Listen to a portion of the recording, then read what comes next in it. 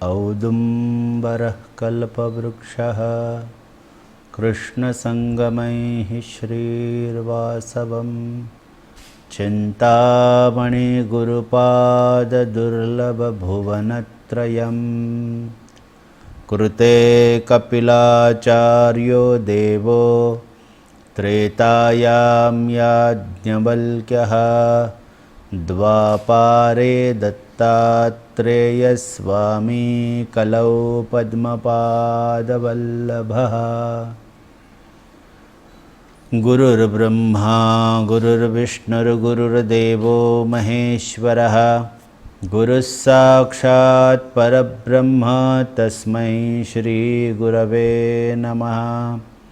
श्रीदत्तपद्मनाभसुषेण सदानंद श्री ब्रह्मानंदाचार्य गुरुदेवो नमोस्तुते। श्री गुरुदेव दत्त श्री गुरुदेव दत्त श्री गुरुदेव दत्त।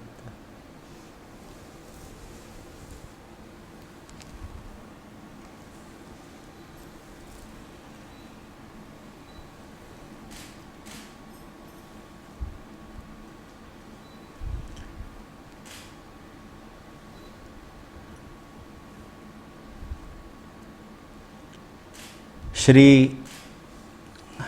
क्षेत्र तपोभूमि गुरुपीठ से सम्मिलित सभी सनातन वैदिक हिंदू धर्म प्रेमी तथा भाविक जनों को प्यार भरा जय सच्चिदानंद। ज्ञान की अभिलाषा हर किसी को होनी चाहिए। जहाँ ज्ञान अपनी ज़रूरत बन जाती है, जहाँ ज्ञान हमें चाहिए ऐसी स्थिति मन की होती है, तभी गुरु की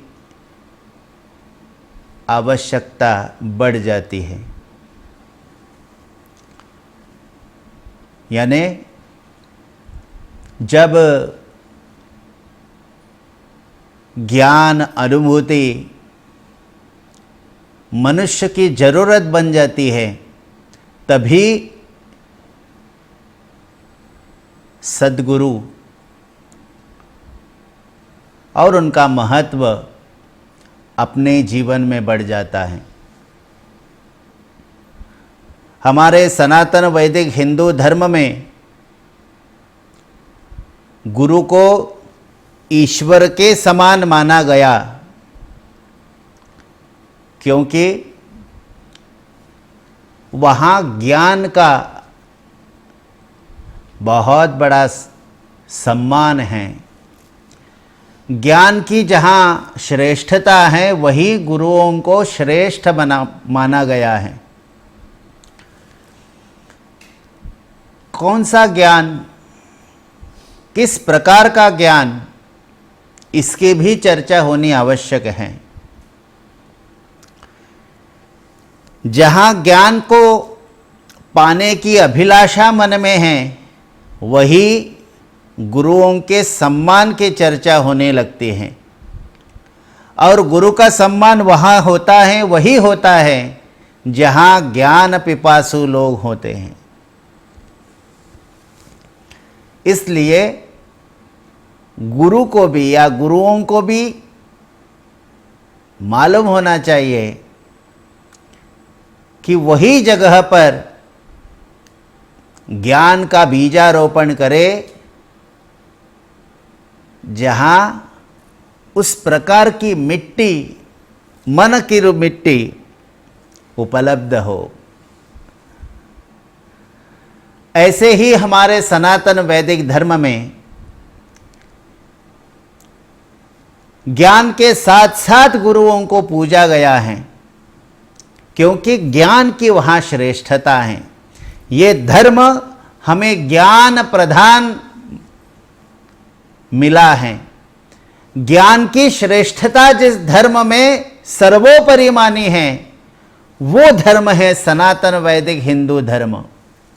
इसलिए जो भी खुद को सनातन वैदिक हिंदू धर्म का अनुयायी मानता है, हिंदू मानता है, उनको ज्ञान जरूर स्वीकार करना चाहिए, उनको ज्ञान सीखना चाहिए और ज्ञान गुरुओं से सीखना चाहिए। किस प्रकार का ज्ञान गुरुओं से सीखना चाहिए? जिस ज्ञान से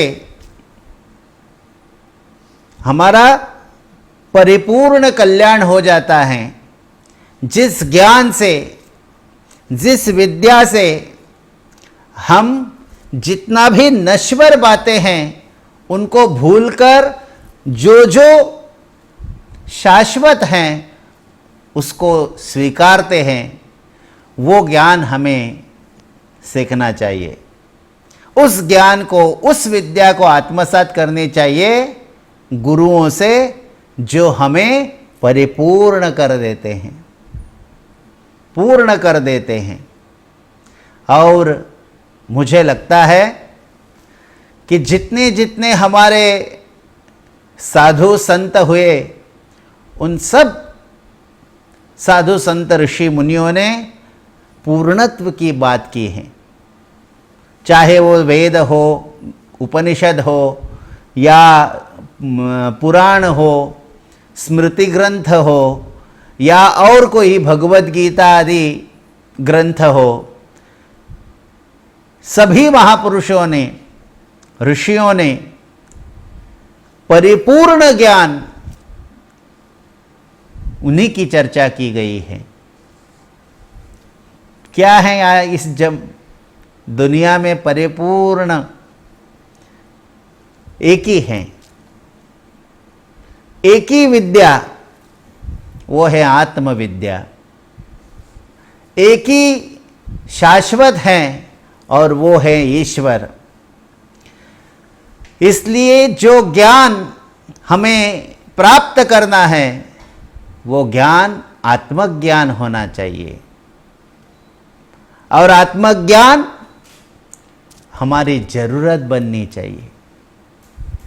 यदि आत्मज्ञान जरूरत नहीं है तो गुरुओं का कोई महात्म्य नहीं है।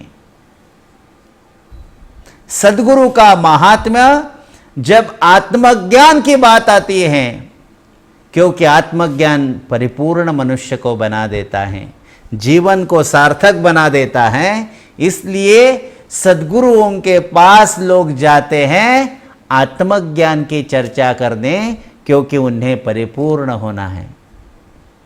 बस यही सद्गुरुओं का काम है, यही सद्गुरु काम करते हैं, यही उनका सच्चा परिचय है कि वो आत्मज्ञान की बात करते हैं।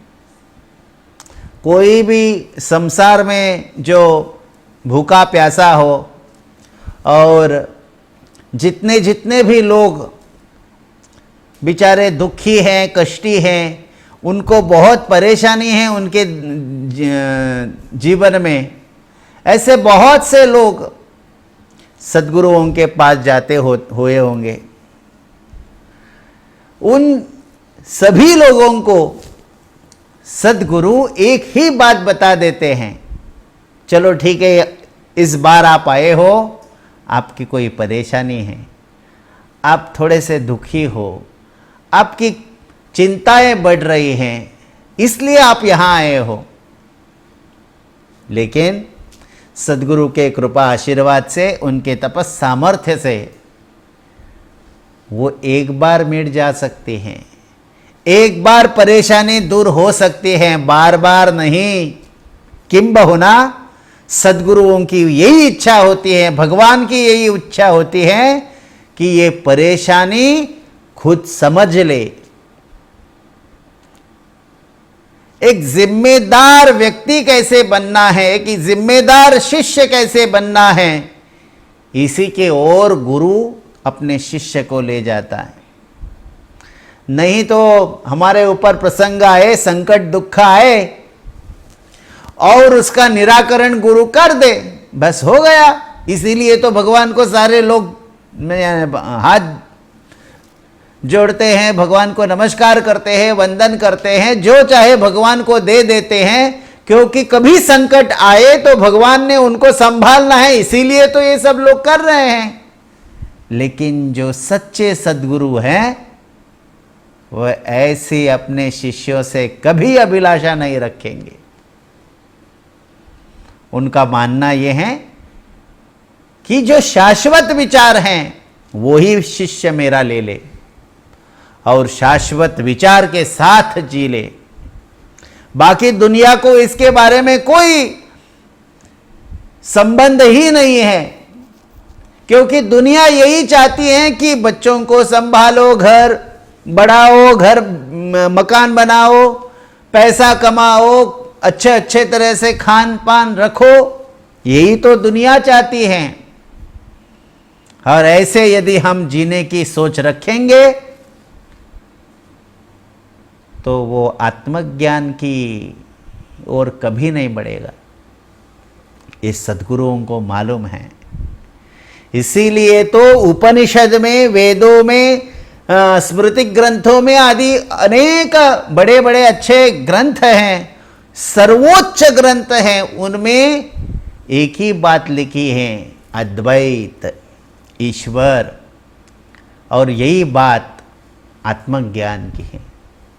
इसलिए जो सच्चा शिष्य है उसकी जरूरत ज्ञान होनी चाहिए। जब उसकी जरूरत बन जाएगी तभी गुरु उसको कुछ सिखा पाएगा, तभी गुरु उनको कुछ दे पाएगा। अन्यथा गुरु का कोई काम नहीं उनके जिंदगी में, गुरु का काम ही नहीं उनके जीवन में, क्योंकि उनको ज्ञान की परवाह नहीं है, ज्ञान की उनको चिंता नहीं है, ज्ञान उनकी जरूरत बनी नहीं है। इसलिए हम सब लोगों को ध्यान में रखना है कि यदि सद्गुरु, गुरु, इनका यदि ज्ञान चाहिए तो वो ज्ञान गुरु तभी दे सकते जब आपकी वो जरूरत बन जाए।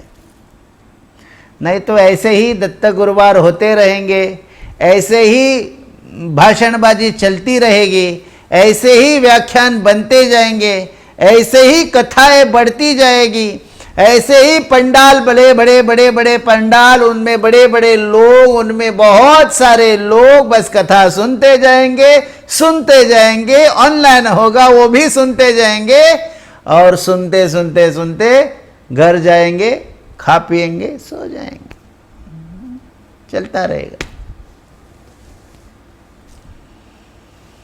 किसी के जरूरत जब तक ज्ञान नहीं बनेगी तब तक यही काम होता रहेगा।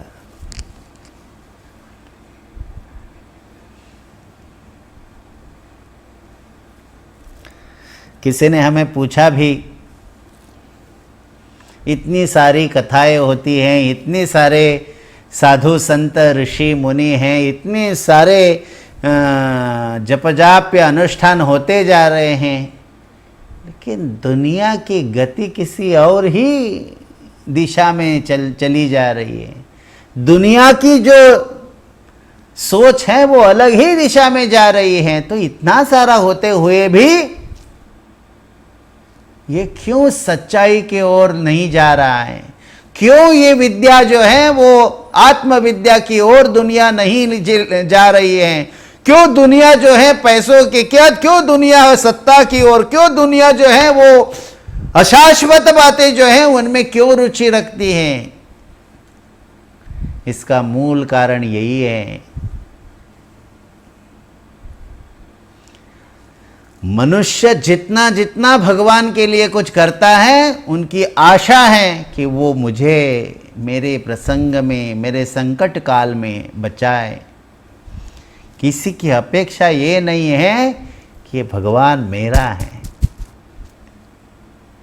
उसकी मुझे दर्शन की अभिलाषा है, मुझे भगवान का दर्शन होना है, मुझे भगवान का दर्शन एक बार हो जाए, बस इसीलिए मैं ये दुनिया भर जितना कुछ हम सत्व कर्म कर रहे हैं, सात्विक कर्म कर रहे हैं, सज्जन बनाए जा रहे हैं खुद को, वो एक ही उद्देश्य से कि हमें भगवान का दर्शन हो जाए।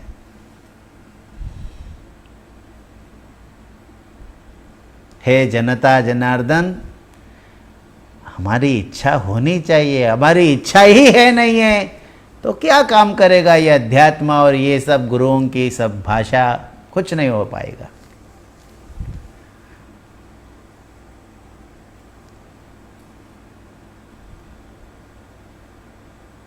कभी कभी ऐसे ही बोलते जाओ और यदि इसकी कोई किसी को यदि कीमत ही नहीं है, यदि इसके ऊपर कोई विचार ही नहीं करने वाला है, यदि ये गुरुओं का श्रेष्ठ अद्वैत वेदांत जो ईश्वर की अनुभूति प्रदान करने वाला ज्ञान है, इसके बारे में किसी को रुचि ही नहीं रही है, बस सब व्यवहार में जीने की सोच रहे हैं, यदि ऐसा है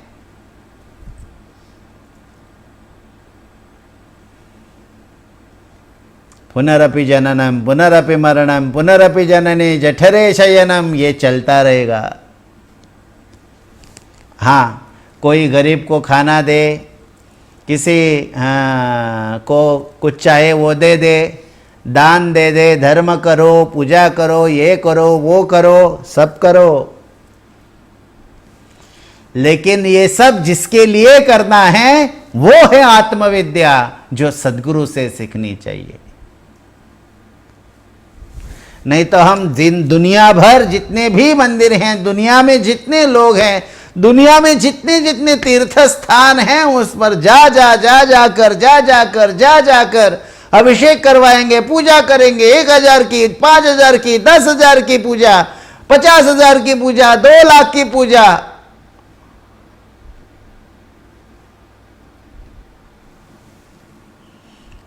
करते जाओ। न यमात्मा प्रवचने न लभ्य, उपनिषद कहता है, न अन्यना बहुना श्रुतेन।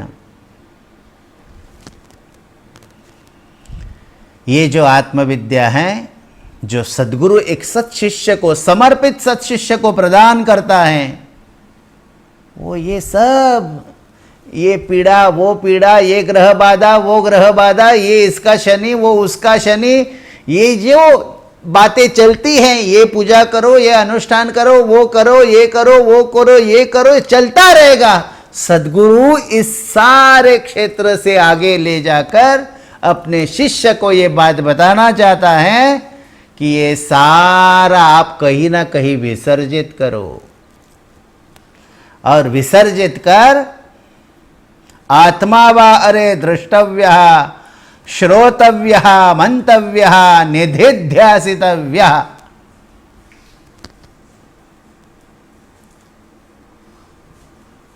खुद की ओर बढ़ो। हमारा खुद का परिचय हमें कराना है, वो ही गुरु हमें बताना चाहते हैं। कोई भी परिस्थिति आए, प्रसंग आए, डरिएगा नहीं। जब तक आप शाश्वत विचार से जुड़े हुए हो, सद्गुरु के स्वरूप के साथ जुड़े हुए हो, आपको डरने की कोई बात ही रहती नहीं दुनिया में, क्योंकि वही सर्वश्रेष्ठ है। मानो इस बात को, चाहे दुनिया यहां की वहां हो जाए, चाहे आपका काम हो या ना हो, भरोसा ईश्वर पर रखो, वही सब काम हल कर देगा। भरोसा ही सब कुछ कर देता है। इसलिए आत्मविद्या जब हम गुरुओं से सीखते हैं तो पहला पाद ये है कि खुद को गुरु को समर्पित करो, विसर्जित करो खुद को।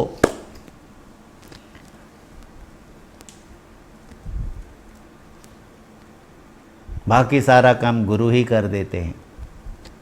नहीं तो तपस्या करेंगे, जप करेंगे, जाप करेंगे, अनुष्ठान करेंगे, ये सब करते जाएंगे और जो उसका जो मूल है, आधार जो है, वही यदि हम भूल जाएंगे तो गलती होगी, गड़बड़ी होगी, जीवन ऐसा ही बीत जाएगा। मेरे शिष्य लोग, यही कामना है कि जो सद्गुरु हमें बताना चाहते हैं उसके ऊपर कहीं तो हमें ध्यान देना चाहिए। यदि गुरु हमें मंत्र जाप कराना चाहते हैं, मंत्र जाप करने के लिए कहते हैं, गुरु हमें ध्यान की बातें बताते हैं, ध्यान करने के लिए कहते हैं, तो ध्यान में रखिए कि गुरु हमें हमारे सच्चे दिशा की ओर ले जा रहे हैं। कभी कभी हमारी इच्छा नहीं होती होगी, फिर भी हम सद्गुरु के ऊपर भरोसा रखकर जो हमें रास्ता दिखाया है, उस रास्ते पे हमें चलने की आवश्यकता है।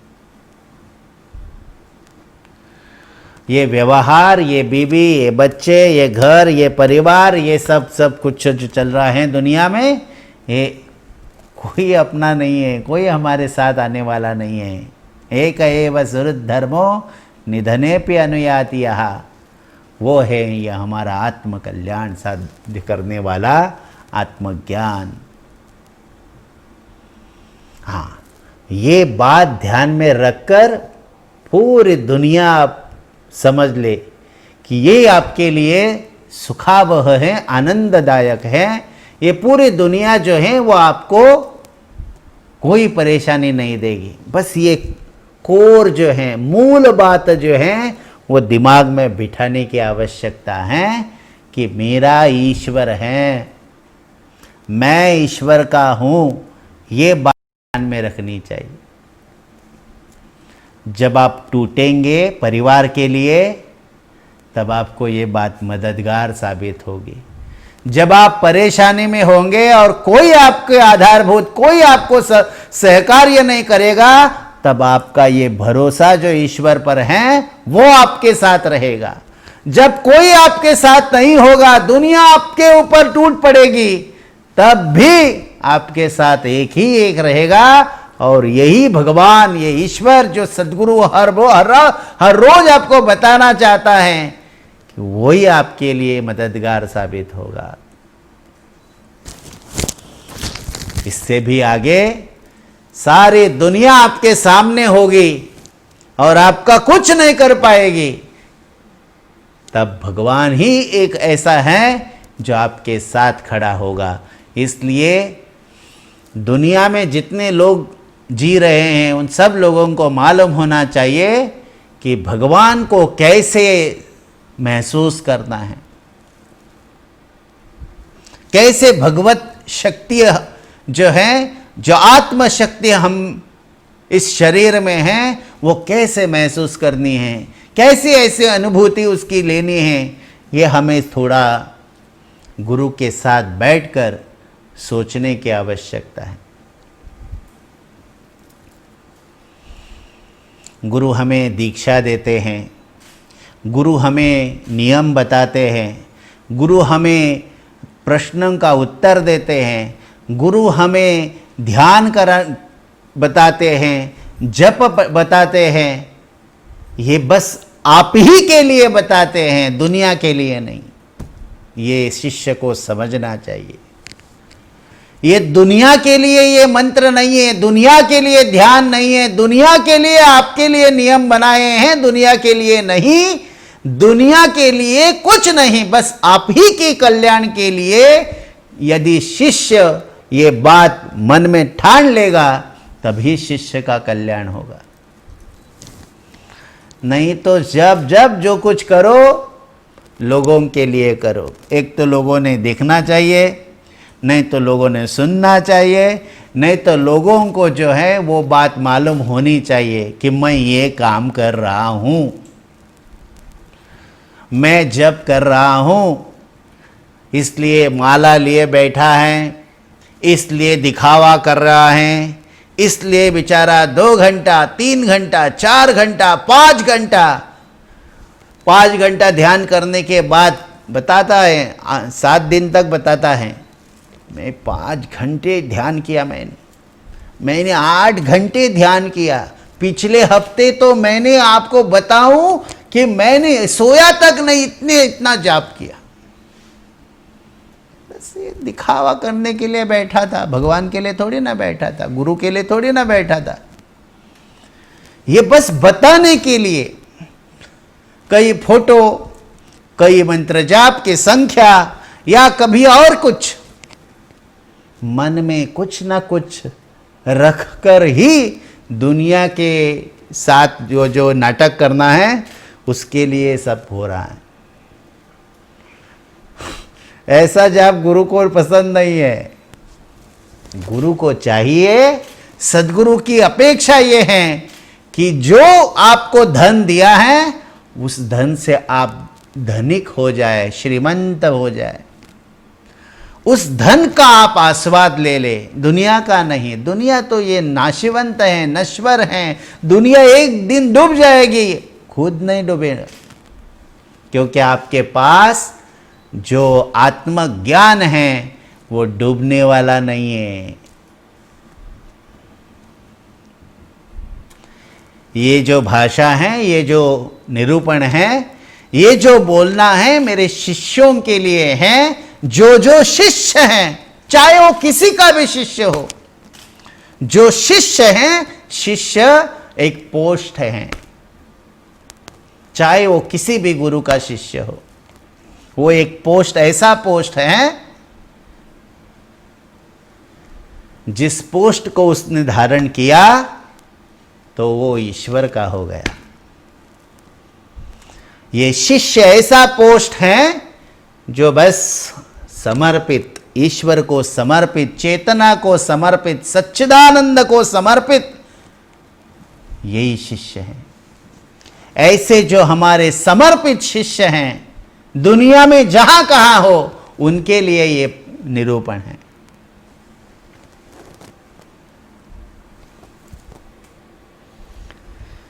ये दुनिया में जो लोग आज भी सात्विकता, पवित्रता, ये सारा जो हिंदू धर्म में बताया हुआ सब जो संभाल रहे हैं, उनका जो लास्ट डेस्टिनेशन है वो शिष्य हैं। वहीं से आध्यात्मिक पंथ, वहीं से आध्यात्मिक मार्ग शुरू हो जाता है। आध्यात्मिक मार्ग बाहर नहीं, सारे तीर्थ इसी शरीर में, सारे मंदिर यही, सारे दुनिया भर के भगवान, वो बस अंतर्मुख होकर गुरु की कृपा प्रसाद से अनुभव करता है। ये श्रेष्ठता है गुरु शिष्य की। ये ऐसे ही जोड़ी श्रेष्ठ गति को नहीं गई है। इसलिए जो भी गुरु का शिष्य है उसको ये निरूपण है, उनके लिए ये निरूपण है। बस आत्म केंद्रित हो जाओ, अंतर्मुख होकर आत्म केंद्रित हो जाओ, वही आपको गुरु मार्गदर्शन करता है।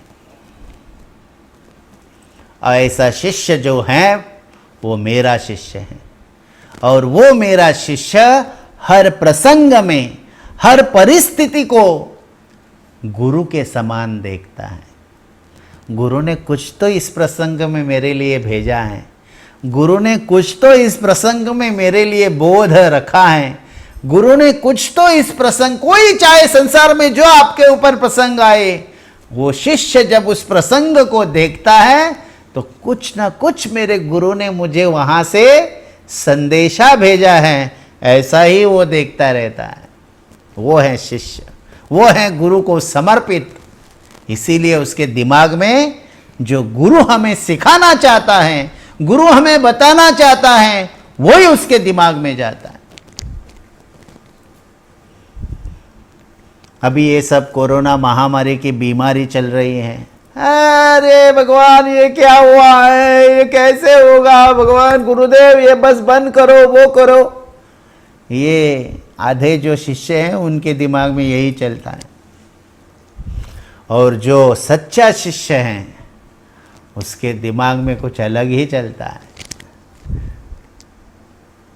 वह ऐसे प्रसंग को, महामारी को, ये कोरोना को, वो कोरोना को, वो कोविड-19 को, ये दुख को, ये परेशानी को, ये इनको वो डरता नहीं, क्योंकि वो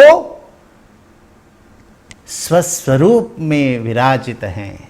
वो स्वस्वरूप में विराजित भगवान जो बैठे हैं, गुरुदेव जो बैठे हैं, उनके सामने वो समर्पित हैं, वो डरता नहीं है। इसलिए गुरु उसको कुछ ना कुछ बोध कराता रहता है। मेरे शिष्यगण, चाहे कोई प्रसंग आए, उसमें से सीखिए, क्या मुझे गुरु सिखाना चाहता है, क्या मुझे गुरु बताना चाहते हैं, सीखो। और गुरु, सच्चे सद्गुरु जो हैं, वो कभी भी अपने शिष्यों को पंगु नहीं बनाते। वो उनको अपने खुद के पैरों पर चलने की सीख देते हैं। नहीं तो गुरुदेव ये कैसे हो गया, मुझे मालूम नहीं, सोचो, विचार करो, बात आपको भी मालूम होगी। नहीं मम्मी, बहुत हमने किया, ये किया, वो समझ में ही नहीं आता। ऐसे थोड़े लोग होते हैं, हर कोई बात में किसी का ना किसी का ज्ञान ओढ़ते रहते हैं। अरे खुद कब तैयार होंगे? खुद को कब तैयार करोगे? खुद कब तैयार होके बैठोगे? यही तो सद्गुरु की इच्छा है। कभी तो खुद की सोचो, कभी तो खुद तैयार होकर समाज की ओर देखो। हर बार समाज की ओर लेने के लिए बैठेगा तो देगा कब? इसलिए सच्चे शिष्य को खुद के ओर अग्रसर होकर तैयारी में लगना चाहिए। जो बातें गुरुओं ने बताई है उसी के ओर चलते जाओ, अपने ध्येय तक पहुंच जाओगे। और ये यहाँ वो वहाँ, ऐसा है वैसा है, इसको ये कहा है, उसको वो कहा है, उन्होंने ये कहा वो कहा, ऐसे करते करते जीवन वही समाप्त हो जाएगा। अपने खुद के पैरों पर खड़े होना ही सत्शिष्यपना है। और वही मुझे लगता है कि एक सत्शिष्य को अपने पैरों पर खड़े करना ये अध्यात्म कर देता है। और मुझे मालूम है कि अपने पैरों पर खड़े रहना इतनी सीधी बात नहीं है। इसीलिए हम चाहते हैं कि जो कोई शिष्य हो उसको समर्पित होने की बहुत आवश्यकता है। एक बार समर्पित हो गया, एक बार गुरु चरणों में विसर्जित हो गया तो वो खुद नहीं रह जाता है, सब कुछ गुरु और सद्गुरु ही हो जाता है। जब मैं खुद ही नहीं हूं तो मेरा कुछ भी नहीं होगा, और जो है वो मेरे गुरुदेव का। ऐसी स्थिति जब बढ़ जाती है, बन जाती है, तब भी शिष्य अपने पैरों पर चलने लगता है। शिष्य ऐसे ही स्थिति में आगे आगे हो जाता है, बाद में उसके जो प्रश्न हैं वो प्रश्न ही उनके उत्तर बन जाते हैं, क्योंकि गुरु सर्वत्र है। गुरु कहीं एक आश्रम में या मठ में या कोई मंदिर में या और एक जगह पर नहीं है, गुरु सर्वत्र हैं। वो शिष्य के दिमाग में एक प्रश्न आने से पहले ही गुरु उसको उत्तर के रूप में कुछ ना कुछ करके व्यवस्था बना देते हैं। यही सद्गुरु का काम है, पहले ही व्यवस्था करके ये आपका उत्तर है। देखने वाला शिष्य चाहिए। यदि थोड़ी सी भी गलती करेगा, वो गुरु या सद्गुरु अपने चेले के लिए, अपने शिष्य के लिए उत्तर या उसका समाधान या गलती सुधारने की व्यवस्था पहले ही लगा देते हैं। समर्पण चाहिए। यदि समर्पण नहीं है तो सोचने की भी जरूरत नहीं है, कुछ नहीं होने वाला है। हर बार टकराओगे और बाद में समाधान मिलेगा। और यदि समर्पित हैं तो पहले समाधान होगा, बाद में प्रश्न बाहर आएंगे।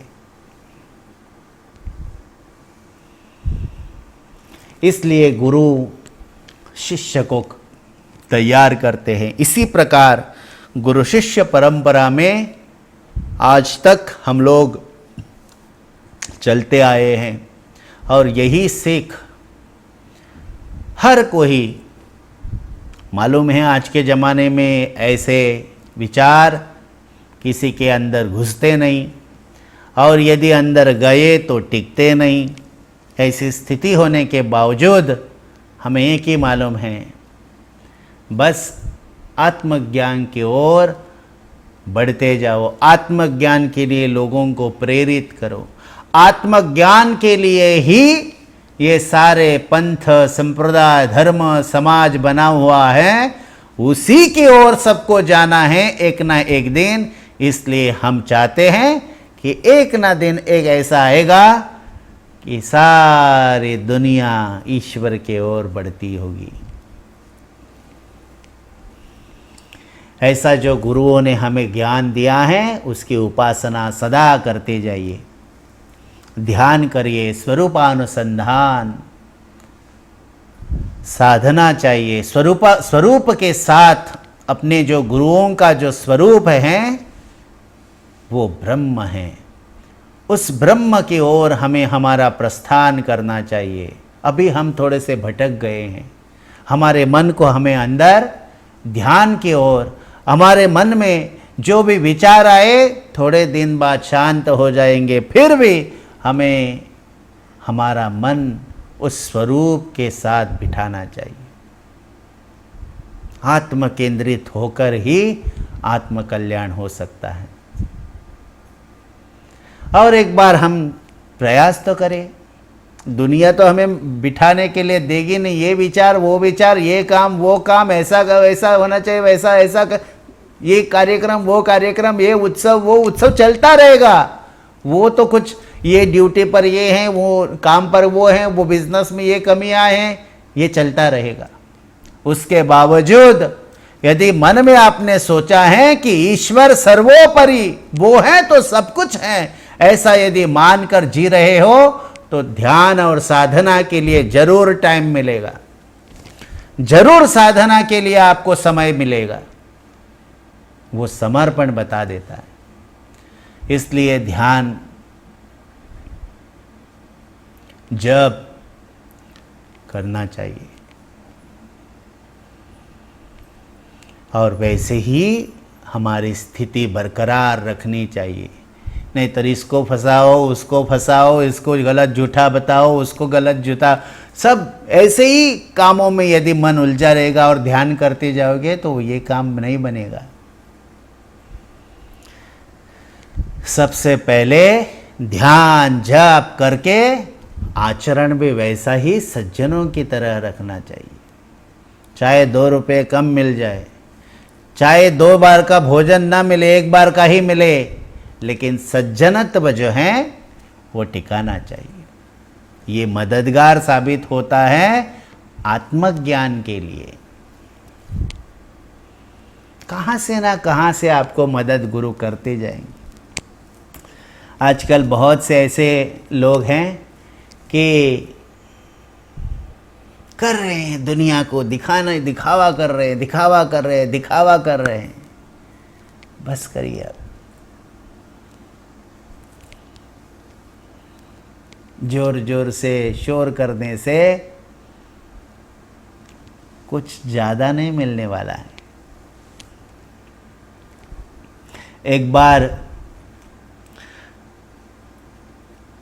जनक राजा ऐसे ही स्थान पर बैठकर ध्यान कर रहे थे, जाप कर रहे थे, बड़े श्रद्धा से अपना राज्य कारोबार करने। और जनक राजा की ये स्थिति है कि वो विदेह थे, वो सबके प्रजा की अच्छी तरह से पालन करते थे, अच्छे थे,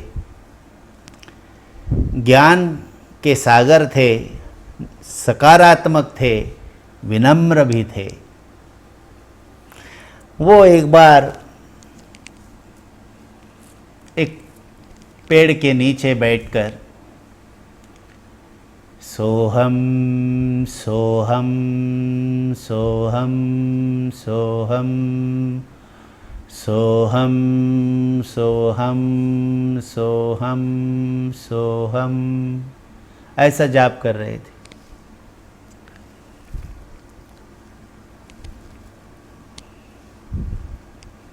जाप करते गए, एक दिन हो गया, 2 दिन हो गए, दूसरे दिन वही आकर बैठ गए, वही जप चालू, तीसरे दिन आ गए वही जाप चालू, ऐसे सोहम सोहम सोहम जाप चालू।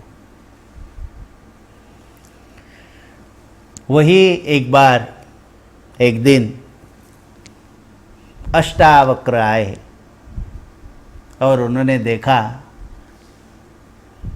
कि ये जनक जो हैं ये सोहम सोहम बड़े बड़े आवाज़ करते करते जाप कर रहा है। तो वो भी वही बैठ गए और उन्होंने बोलना शुरू किया, मेरा कमंडलू मेरा कमंडलू मेरा कमंडलू मेरा कमंडलू मेरा कमंडलू मेरा कमंडलू मेरा कमंडलू मेरा कमंडलू, ऐसे वो भी जाप करने लगे। थोड़े समय बाद उनको जनक को पता चला कि कोई आवाज़ दे रहा है, तो देखा तो ये ऋषि बैठे हैं। जाकर उन्होंने उनको वंदन किया और ये क्या बोल रहे हैं आप मुझे, वो थोड़े से चिकित्सक थे, वो थोड़े से प्रश्न पूछते थे, समाधान ढूंढते थे, तो उनको ये पता नहीं चला कि ये क्या कर रहे हैं यहाँ बैठकर। तो जनक जी ने नम्रतापूर्वक ऋषि को कहा कि आप कर क्या रहे हैं, ये कौन सा मंत्र है, ये क्या कर रहे हैं आप। बोले ऐसा ही मेरा मंत्र है, मेरा कमंडलू मेरा कमंडलू मेरा कमंडलू मेरा कमंडलू। ये थोड़ा ना मंत्र है, ये तो मुझे मालूम है ये मंत्र नहीं है, ये कुछ आप अलग सा बताना चाहते हैं, आप बताइए क्या क्या बताना चाहते हैं मुझे।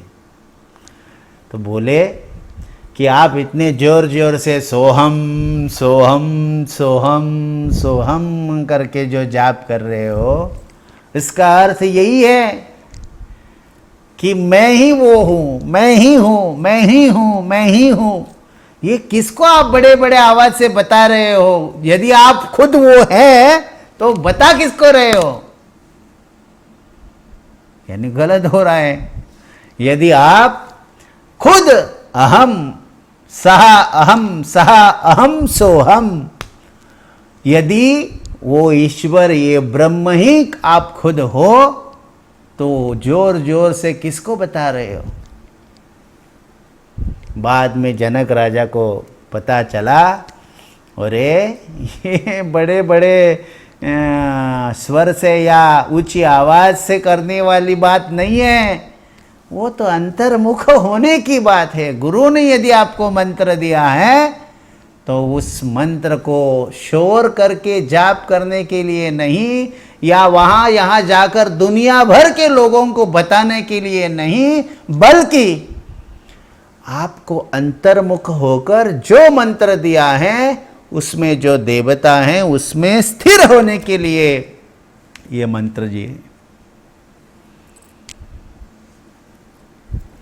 उसका बाजार करने के लिए मंत्र नहीं दिए हैं। गुरुओं ने, सद्गुरु जो मंत्र देते हैं जिसको गुरु मंत्र बोलते हैं, सामर्थ्यशाली दुनिया भर के मंत्रों से ये श्रेष्ठ मंत्र है, वो शिष्य को पुनीत कर देता है, शिष्य को सभी दुखों से पार आत्मज्ञान की ओर ले जाता है।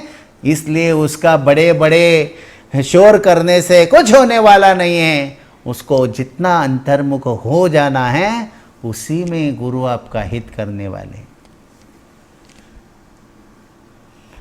इसलिए गुरु मंत्र जो है वो गुरु मंत्र आत्म केंद्रित, मनुष्य शिष्य जो है वो आत्म केंद्रित हो मंत्र की ओर वो केंद्रित हो, इसलिए वो मंत्र दिया हुआ है। ये है मूल।